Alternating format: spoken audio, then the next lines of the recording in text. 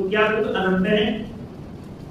तो वो कहते हैं कि नहीं, कहते हैं दुख सावधि है, अनंत नहीं है।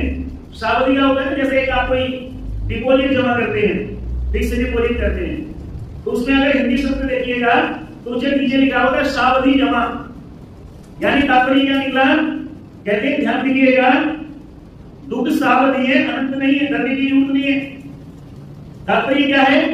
जो भोगे जा चुके हैं अथवा भोगे जा रहे हैं उन दुखों का त्याग नहीं किया जाता। जो हमारा भोग है, जो हमारा अपना कर्म है, निश्चित रूप से वो तो हमें भोगना ही पड़ेगा। अब एक छोटा सा विचार कीजिएगा, व्यक्ति क्यों डरता है?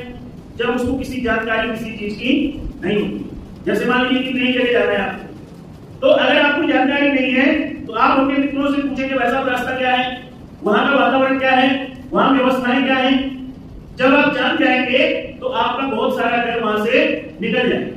जब वो डर निकल जाएगा तो आप क्या करेंगे? आराम से अपनी यात्रा को पूर्ण करेंगे। यहां कहने का भाव क्या है?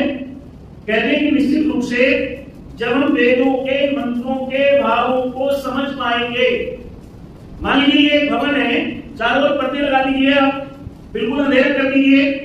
अगर प्रकाश की अभिलाषा होगी तो इन पर्दों को भी हटाएंगे, प्रकाश की अभिलाषा होगी, खिड़की भी खोलेंगे, दरवाजे भी खोलेंगे और बाहर के वातावरण के साथ देख करके प्रसन्न हो जाएंगे। माता सज्जनों, इसी प्रकार से हमारे ऋषिवरों का चिंतन कहता है, कहते इस संसार के अंदर यदि वास्तव में आप संपूर्ण प्रकार के कष्टों से, दुखों से निवृत्त होना चाहते हो तो जो हम सबके धर्म का मूल है वेद, वेदों की ओर लौटे, वेदों के पवित्र मंत्रों के चिंतन को आचरण करें, उनका विचार करें, तदनुसार उनका आचरण करें।